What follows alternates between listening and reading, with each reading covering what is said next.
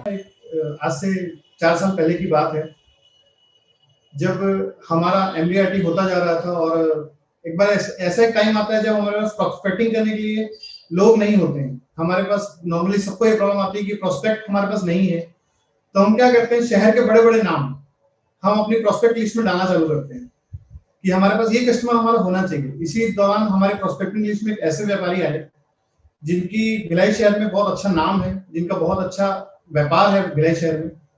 तो हमारे पास उनका नाम आया और हम बिना रेफरल के उनके पास गए। हमारे पास कोई रेफरेंस नहीं था उनसे मिलने के लिए, बस हम कभी-कभी उनकी शॉप में जाया करते थे शॉपिंग करने के लिए।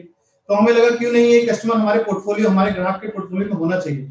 आज हमारे पास भिलाई शहर में 5000 कस्टमर हैं, तो क्यों नहीं ये व्यक्ति भी ये व्यापारी भी हमारे पोर्टफोलियो में होना चाहिए। तो हमने उनके पास अप्रोच की, हम उनके पास पहली बार मिलने गए।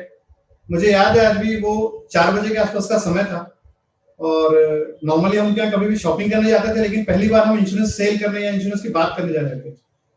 तो एक लगता है कि इतने बड़े व्यापारी से कैसे बात करें, वो क्या बात करेंगे, हमें कुछ नहीं पता था। हम उनके पास गए और हमने जस्ट एक उनसे चर्चा चालू की कि अपना कार्ड दे करके, विजिटिंग कार्ड दे करके, कि हम लोग 2 भाई हैं और हम लोग वर्किंग करते हैं इंश्योरेंस में, इंश्योरेंस इन्वेस्टमेंट्स कराते हैं। तो हम आपके साथ जुड़ना चाहते हैं, आपके साथ बात करना चाहते हैं इंश्योरेंस के बारे में।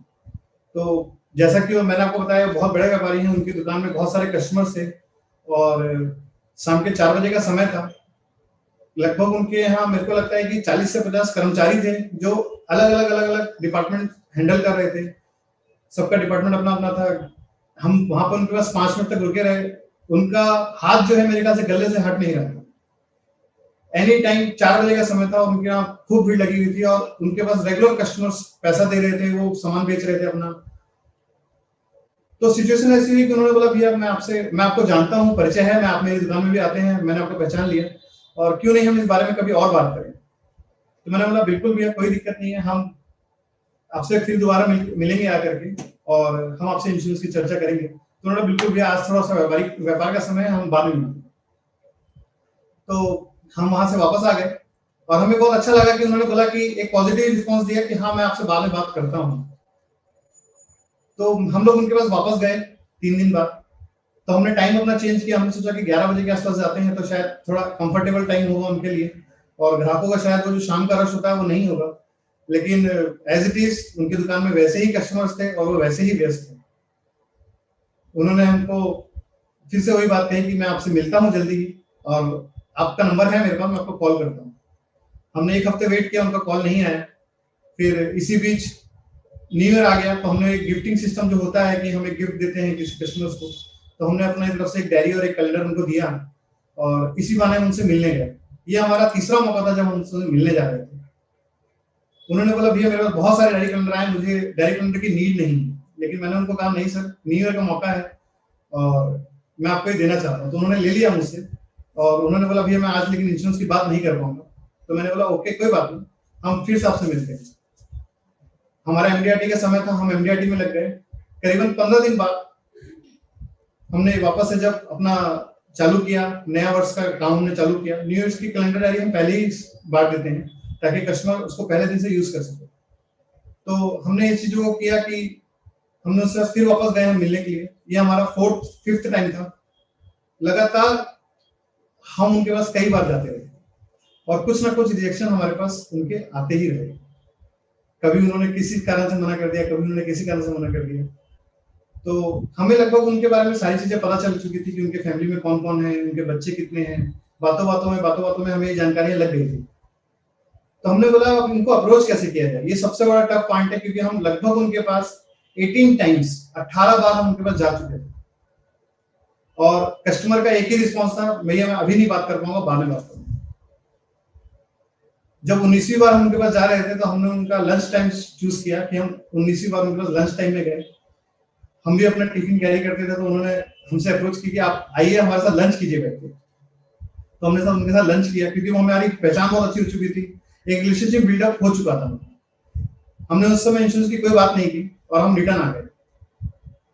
फिर हमें पता चला कि वो नॉर्मली ऐसे टाइम नहीं दे पाएंगे, हमें उनसे बातों में पता चला। तो हमने उनके पास सुबह 8 o'clock हमने उनके पास अप्रोच की, जब वो घर में होते हैं तब हम उनके पास गए। ऐसा 2 टाइम्स हुआ, लेकिन फिर भी उन्होंने हमसे ना प्लान समझा ना ही कोई बात समझी।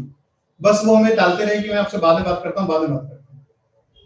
जब हम 21वीं बार उनके पास गए तो उन्होंने मुझे एकदम साफ मना कर दिया कि भैया मैं इंश्योरेंस नहीं ले पाऊंगा, मेरा इंश्योरेंस में इंटरेस्ट नहीं है, मुझे ब्याज नहीं मिलता इंटरेस्ट में, इंश्योरेंस में इंटरेस्ट ज्यादा नहीं मिलता, तो प्लीज मुझे इंश्योरेंस नहीं ले पाऊंगा। हमने बोला कोई बात नहीं सर, कोई दिक्कत नहीं। हम उनके पास खड़े रहे और एक होता है ना कि एक आदमी को उसकी नीड नहीं पता है, उसे आवश्यकता तो है, जरूरत तो उसको है, लेकिन उसे ऐसा लग रहा है कि मेरे लिए अभी जरूरत नहीं है, ये अभी आवश्यक नहीं है, जरूरत तो है लेकिन आवश्यकता महसूस नहीं हो रही थी। तो फिर हमने एक नहीं, हम रुके रहे। रात के 11 बजे का समय था, जब उनकी दुकान बढ़ाने का समय, क्लोज करने का समय था, शटर डाउन हो रहा था। तो मैंने देखा एक बुजुर्ग से व्यक्ति थे, लगभग उनकी उम्र 55 से 56 साल रही होगी, रात का समय था और वो ताला लगा रहे थे शटर पे। तो मैंने उनसे ऐसे ही पूछा, भैया ये बुजुर्ग से व्यक्ति आपके यहाँ? बोले हाँ, ये मेरे यहाँ का सबसे पुराना स्टाफ है, ये मेरे यहाँ 22 साल हो गए इसको काम करते हुए। मतलब क्या बात है भैया, आपके यहाँ 22 साल से कोई व्यक्ति काम कर रहा है? बोले हाँ, ये मेरा सबसे पुराना स्टाफ है, जो मेरी बहुत छोटी दुकान हुआ करती थी तब से मेरे साथ जुड़ा हुआ है, और आज मेरी इतनी बड़ी दुकान में भी यही ताला लगाता है और उस समय भी यही ताला लगाया करता है। बोले अभी अभी 2 महीने पहले इसकी लड़की की शादी हुई थी, तो मैंने अपने हाथों से उसकी शादी की। जब ये बात वो कह रहे थे तो उनके फेस पे एक अलग सी चमक थी, एक जो कहते हैं ना, एक खुशी थी उनके चेहरे पे, और वो खुशी मैं आपको बता सकता हूँ कि वो कितनी अमूल्य थी उनके लिए, मैं बता नहीं सकता। तो जब वो खुशी मैंने देखी तो मैंने उनसे एक चीज कही, मुझसे उसी समय मैंने बोला, भैया अगर भगवान ना करे किसी दिन आपको कुछ हो गया तो जो बाकी आपके टीम मेंबर्स हैं 50, उनका क्या होगा? उनको ये खुशी कौन देगा? वो तो आपके सहारे हैं। तो उनको ऐसा लगा कि हाँ, मुझे इंश्योरेंस की जरूरत नहीं है, लेकिन मैं यहाँ पर उनके लिए इंश्योरेंस ले सकता हूँ कि मेरे बाद इनको कोई संभालने वाला होना चाहिए। उनको उस समय ऐसा लगा कि नहीं, मेरा इंश्योरेंस होना चाहिए, मेरी वैल्यू तो है, भले ही मेरे गले में कितने भी पैसे आए, मैं उससे अपनी घर गृहस्थी कर सकता हूँ, मैं इनका घर चला सकता हूँ, लेकिन अगर मेरे पीछे क्या होगा, वो चीज उनको ऐसा लगा कि हाँ, मेरी जरूरत है इंश्योरेंस की। उन्होंने बोला भैया आप कल आ जाइए और एक पॉलिसी कर दीजिए।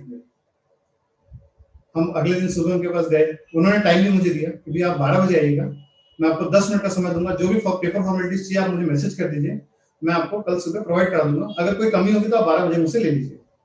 तो मैंने उनको मैसेज वगैरह बना करके कि पैन कार्ड, आधार कार्ड, ITRs वगैरह लगेंगे आपको। अभी भी उन्होंने प्लान मुझसे नहीं समझा। जब मैं 12 बजे उनके पास गया तो हमने ब्रीफिंग की, 5 मिनट प्लान की। उन्होंने बोला डन, ये प्लान आप कर दीजिए, और मेरे अकेले का नहीं, मेरे भाई भी हैं 2, उनका भी कर दीजिए।